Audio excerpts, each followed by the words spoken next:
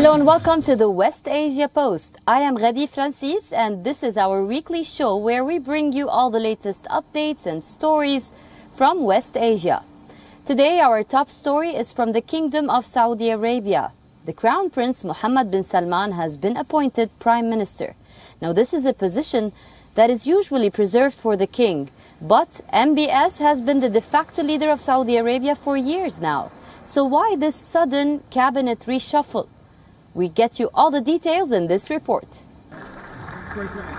Saudi Arabia's Mohammed bin Salman. The Crown Prince is the de facto leader of the kingdom.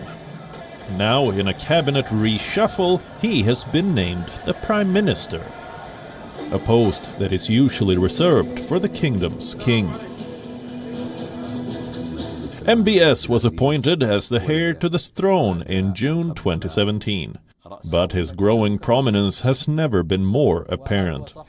He has sought to position himself as a champion of moderate Islam. The Crown Prince's 2030 vision is that of a new Saudi Arabia, one that is economically diverse and more tolerant. Riyadh wants to diversify its economy away from oil and to attract more investors and tourists. Since then, he has overseen sweeping social changes, allowing women to drive, opening recreational outlets, and now even allowing rave parties. But ironically, all this has come alongside a crackdown on dissent and free speech. Many believe MBS has benefited from the king's longevity. His ongoing presence conveys traditional authority. It covers up for MBS's youth or any unconventional actions he may take, but rarely impedes them. But for the last 3 years, the king has been mostly absent throughout all the meetings, trips, and even summits. The Crown Prince has been the man in charge. In the last 2 years, King Salman has made very few public appearances. During the pandemic, he was mostly staying in Neom. His meetings with world leaders have also been rare. While the 37-year-old is currently in charge of major portfolios, including the economy, defense, oil, and internal security. So MBS's appointment as PM hardly makes the difference, but the details lies in the timing. It comes right before a court hearing, a hearing into the murder of Jamal Khashoggi, the journalist who was killed in a Saudi consulate in Istanbul in 2018. Many have questioned MBS's role in this killing. So the new role is likely to offer him immunity ahead of the summit. MBS has long consolidated power in the kingdom, wielding more influence than any other royal. When he becomes king, he will be the first Saudi monarch to be the grandson of Saudi Arabia's founder, King Abdul Aziz Al Saud. Until now, the throne was passed from one elderly brother to another. MBS is geared up to break the wheel. Currently, the Crown Prince holds all the reins of Saudi power.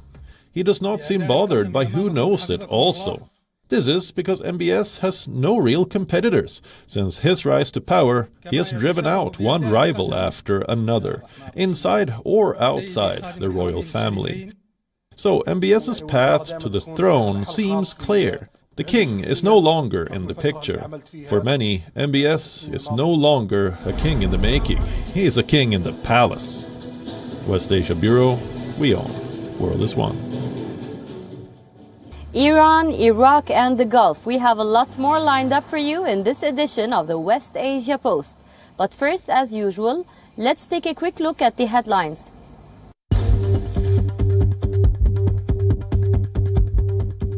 The Biden administration has announced a new round of sanctions against Iran, vowing to impose financial penalties on a regular basis. This is to severely restrict Iranian oil and petrochemical exports.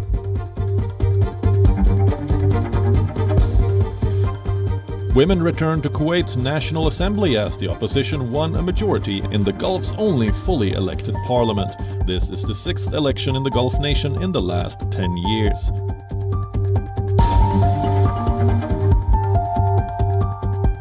Turkey has accused Greece of deploying US armored vehicles on two Aegean islands close to Turkey's coast. Ankara says Athens is breaching an agreement on the Aegean Sea.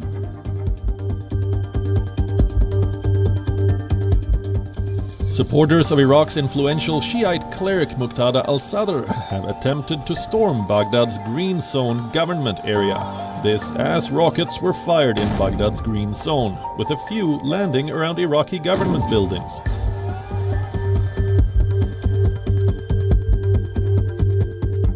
Lebanon plans to slash its official exchange rate from the end of October, replacing the 1,507 per dollar rate, adopted 25 years ago with a rate of 15,000 in a step towards unifying numerous exchange rates.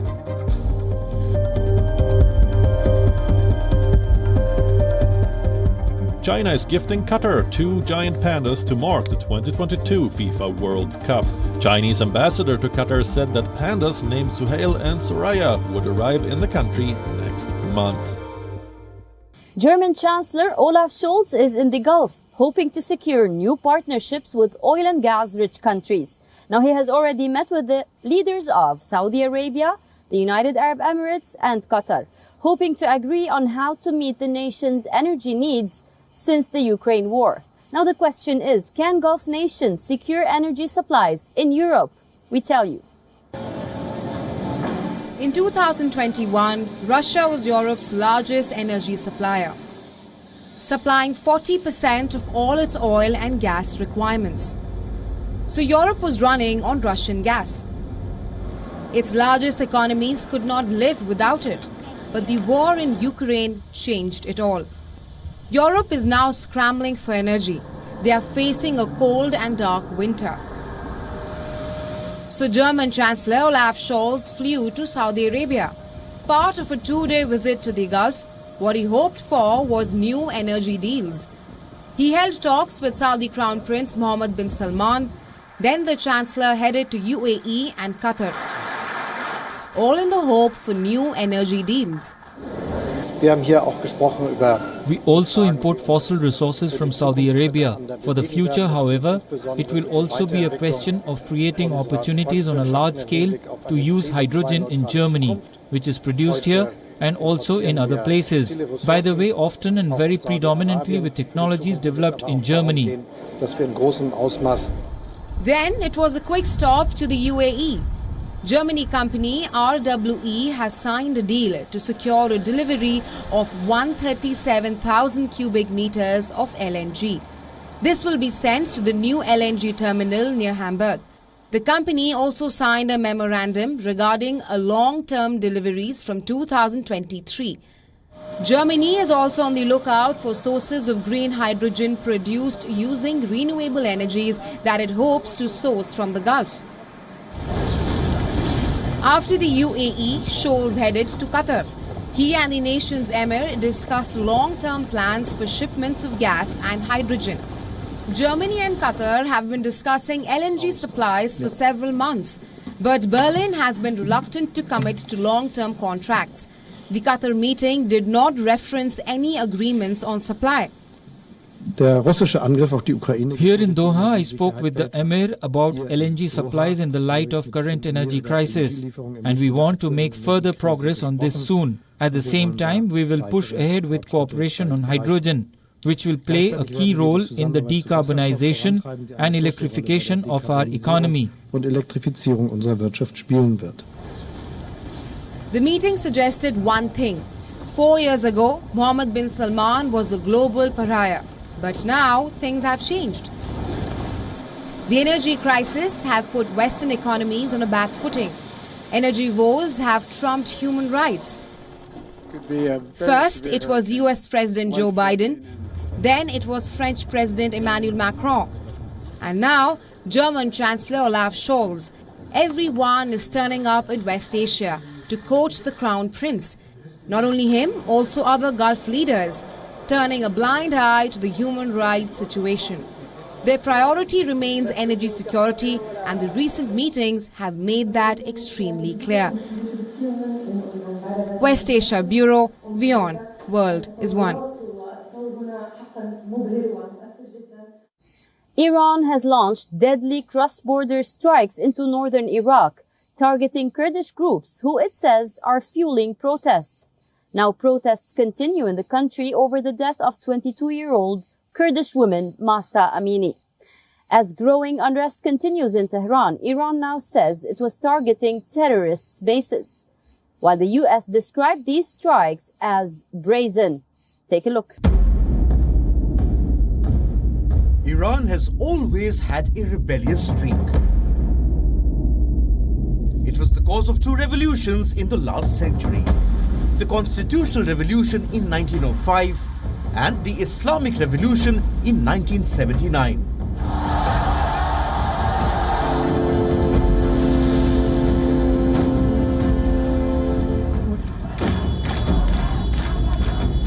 Now that rebellious streak has emerged again. This time in the form of protests against the hijab.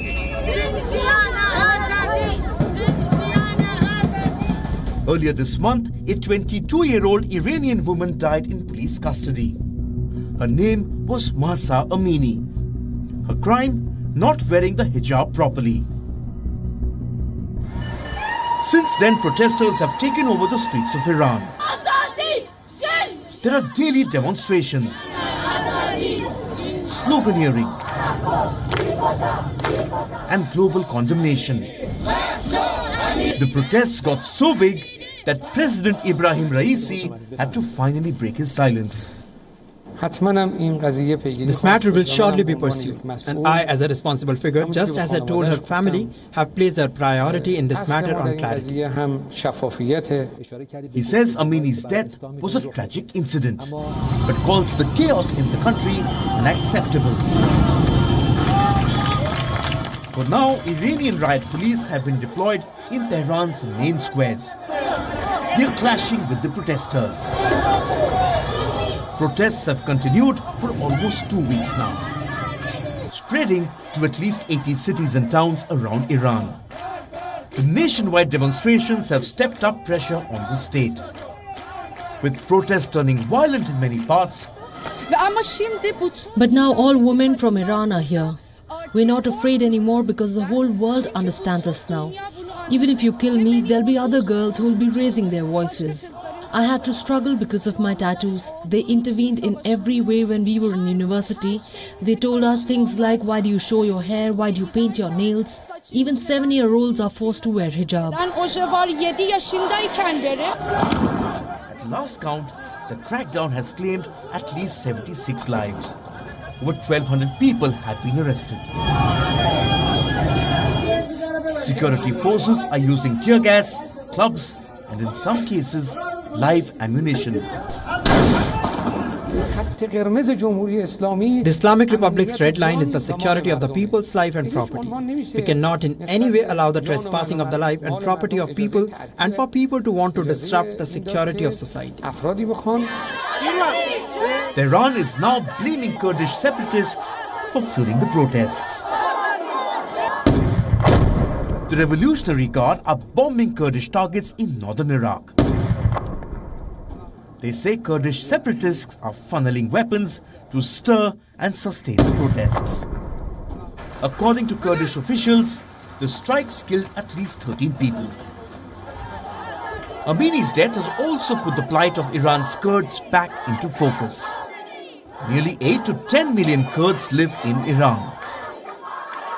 They have long suffered deep-rooted discrimination. Their social, political and cultural rights have been trampled. Kurdish regions have been economically neglected, resulting in entrenched poverty among the group. President Raisi says Iran will deal with the protests decisively. For now, the Iranian regime has cracked down on protests, detained demonstrators and restricted access to the internet. They've also restricted access to both Instagram and WhatsApp. But the repression is only likely to intensify with time. Rights groups have called for an independent UN investigation, as they fear protesters will face a deadly response from security forces. What happens next? That is a story we will keep tracking for you. West Asia Bureau, WION World is One. Last week, the island of Arwat found itself in the center of a tragedy. The numbers are not clear still, but at least 100 died at sea after an overloaded, dangerous death boat capsized. Dozens of the victims were children. They were hoping to reach Italy in the search of a better life, risking it all to cross the Mediterranean. We bring you the story. This is Tripoli, a city which is home to Lebanon's richest politicians, but a city where the poor mourn the dead once again. Among them is Mustafa Misto, a taxi driver. He and his 3 children drowned off the coast of Syria after they left Lebanon in a boat carrying 100 people. Before embarking on the ill-fated voyage, Misto had fallen heavily into debt. He sold his car and his mother's gold to feed his family, but he was still unable to afford simple things like cheese for his children's sandwiches. Everyone going into the sea knows they may die, but they say, maybe I may get somewhere. Maybe there's hope. They are giving themselves hope. They went with hope, not to die, but to renew their lives.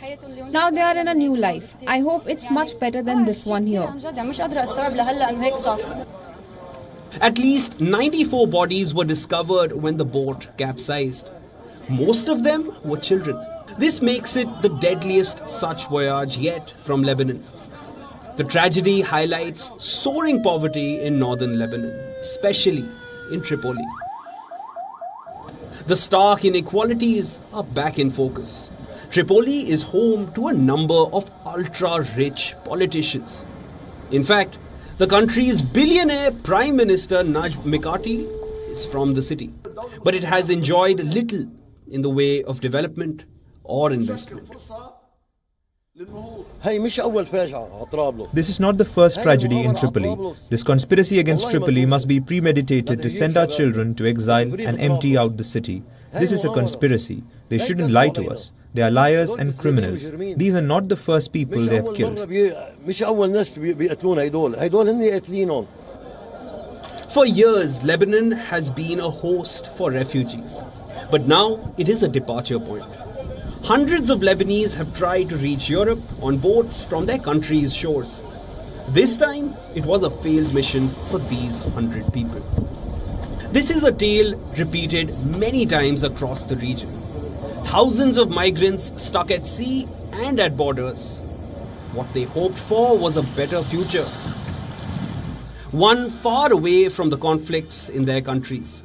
But instead, they've become pawns in a geopolitical conflict, surrounded by barbed wire fences and nations who want to send them back.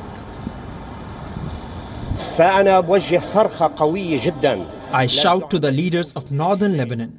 Let them look at people like Mustafa Misto and those like him who are going to die drowning. So they don't let them leave, instead of securing their family when the incident happens. No, I wish upon politicians to have a national alliance around this matter so they can save families to stay, because this is not over with Mustafa Misto.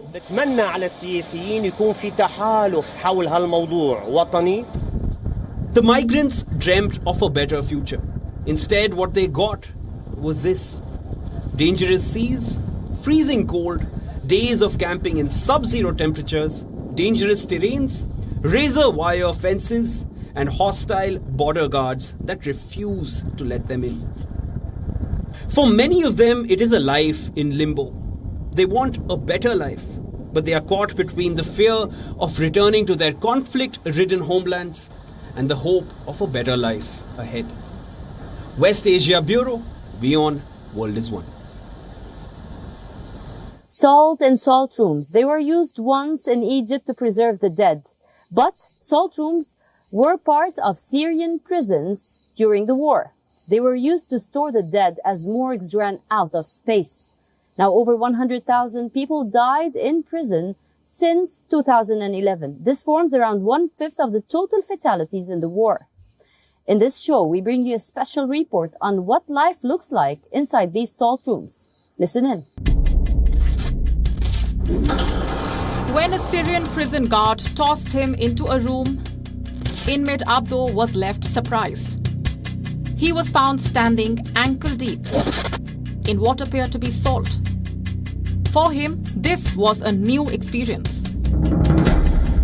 The young Syrian had already been locked up for 2 years, spending his sentence in Syria's largest and most notorious prison. He brought me into the room. As soon as I entered, I knelt like this. It was dark. I knelt like this. He closed the door and left, and then I sat down. For years, Abdo was largely deprived of salt, so he jumped in, eating the coarse white crystals. But soon came another shock. As he treaded barefoot across the room, Abdo stumbled over a corpse, half buried in the salt. Soon, he discovered 2 more bodies, half decayed by the salt. Abdo was thrown into what Syrian inmates call salt room. They are in fact primitive mortuaries. They are designed to preserve bodies the same way as the embalmers of ancient Egypt. In fact, Syria did not have enough morgues during the war, so the salt rooms were designed to deal with the prison killings. The salt and everything that I saw and the horror I went through, I thought I was finished, that my life was over. My life is finished in this room. This was the worst thing I saw in Sitnaya. According to reports, there were 2 such salt rooms in Sednaya. Up to 100,000 people have died in Syrian prisons since 2011. This is 1/5 of the entire war's death toll. About 30,000 were held in Sednaya since the start of the war.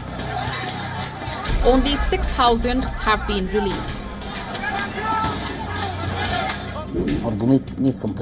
Another former inmate, a similar experience.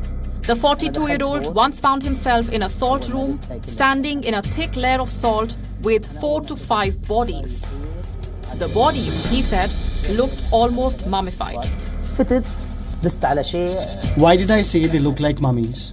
Because when we see mummies taken out, they look too scrawny, with just a thin layer of flesh covering the bone, which would fall off at any moment. This is how people describe them, and that's how we see them. That's what these bodies look like.